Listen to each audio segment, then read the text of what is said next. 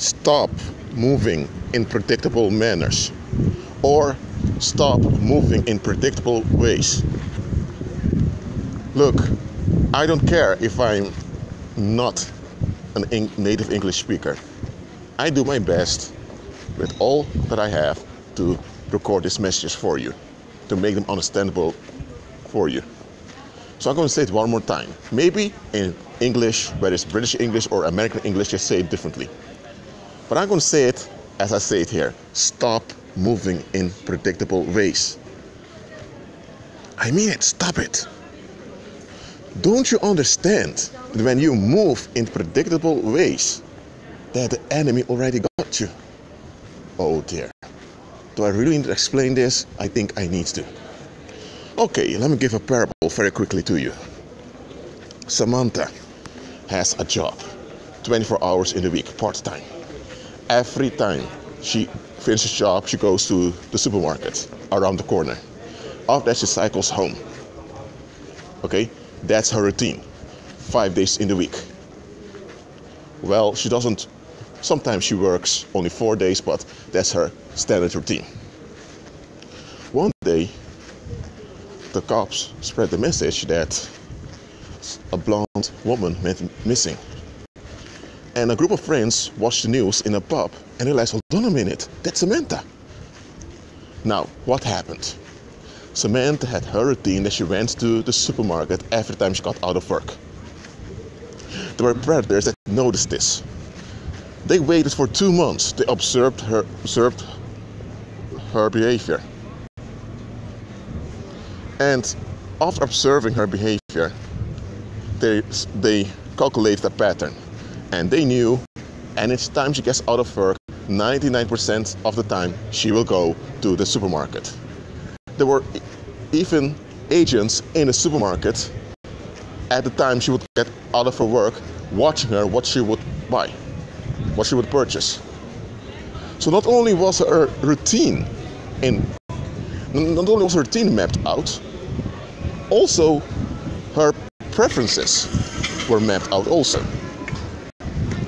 So, after the predators figured this out, those were 3 men. One day they made her move. When she was in the supermarket, one guy began to talk to her, to flirt with her, because they knew that she just broke up with a boyfriend a month earlier. So they knew she was vulnerable emotionally. So when the guy talked to her, they exchanged phone numbers and she left the supermarket. When she left the supermarket, she was so glad that the guy spoke to her that she was not alert. And then those 2 other guys snapped her away. That's how they did it. Now this is a parable, you know that. Just understand the following here. If you move in predictable ways, you make it very easy for the enemy to plot against you. Don't you understand that? Yet, people keep doing it. Even in movies, because people tend to watch a lot of movies. Or if you don't watch movies, well, you tend to watch soap operas or series. In movies and in series, you see this all the time, also in cartoons. When a predator wants to capture its prey, it studies its pattern. And once the pattern is mapped out, then they make a move when the target is at its weakest moment. Even in nature, this works. When a lion wants to capture a prey, the lion studies the prey. Or where it can be a serpent that wants to capture a prey also. Anyway, in the wild, the predator studies the prey. And it studies the prey carefully, and once the pattern has been mapped, the predator attacks. And the predator attacks when the target is at its weakest. Now, if the pattern has been mapped out, you already know when the target is at its weakest. We know this. Yet people keep living opposites to reality. It's as if people are sold out into living this fairy tale existence, in which they have, in Dutch you call it huisje, boompje, beestje.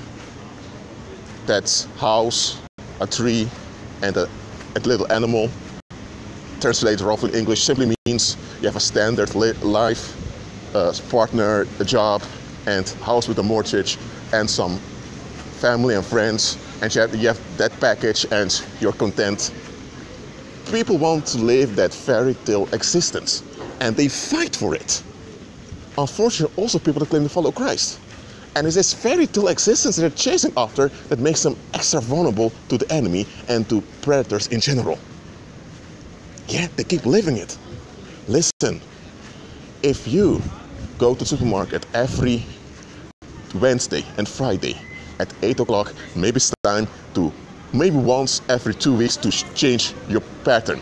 And then you go on Tuesday and Monday. Just a suggestion, okay? Maybe if you often hang out with certain friends, maybe it's better for you to socialize with more people now so that you will be in contact with more people. So you won't be stuck at that small circle of people. Because when people want to trap you, they're going to use those close to you. And you're very so-called private and very close off with only a few people. So when folks want to get to you, they will go to one of those people.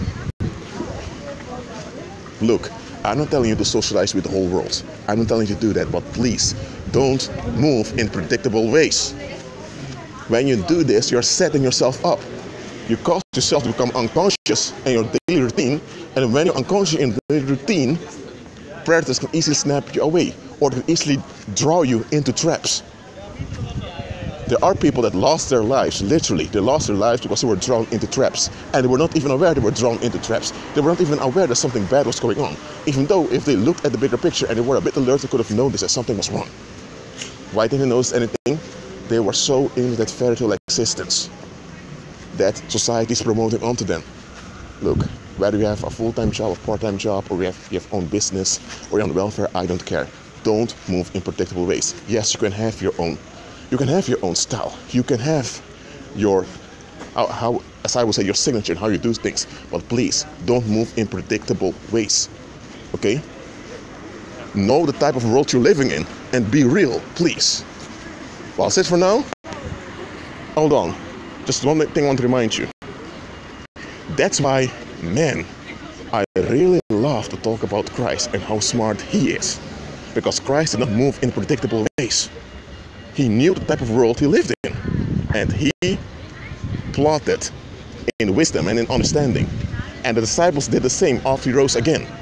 So Christ wants you to look at the bigger picture and act smart, to be wise as serpents. Yet many people,